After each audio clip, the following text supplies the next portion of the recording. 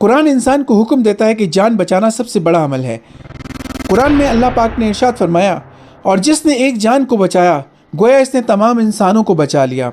صدیوں پہلے انسان صرف دعاؤں، ڈھونگی بابوں، جوگیوں اور دیسی علاج پر انحصار کرتا تھا۔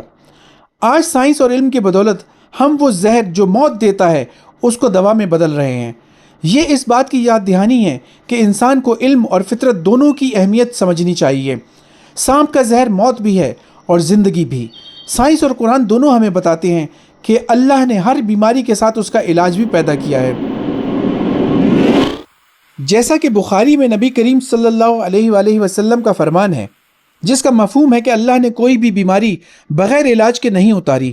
یعنی اصل امتحان یہ ہے کہ ہم ان چیزوں میں چھپے اسرار و رموز کو سمجھ کر ان نعمتوں کو کیسے استعمال کرتے ہیں۔ تو اگلی بار جب آپ سانپ، بچھو یا کسی زہریلی مخلوق کا نام سنیں یا دیکھیں تو صرف ڈرنے کی بجائے یہ بھی یاد رکھیں کہ انہی میں شفا اور زندگی کا راز بھی چھپا ہوا ہے۔ اور یہ راز ہمیں سمجھاتا ہے کہ موت اور زندگی دراصل دونوں ایک ہی دروازے کے دو رخ ہیں۔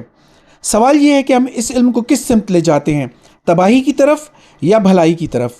کامنٹس میں اپنی رائے لازمی دیں، اور اگر یہ ویڈیو آپ کے لیے نئی معلومات لے کر آئی ہے تو اسے لائک، شیئر اور ہمارے چینل کو سبسکرائب کریں، کیونکہ علم وہی ہے جو آپ کے دل کو دہلا دے اور دماغ کو جگا دے۔ ہو سکتا ہے کہ آپ کا ایک شیئر کسی کی جان بچا دے۔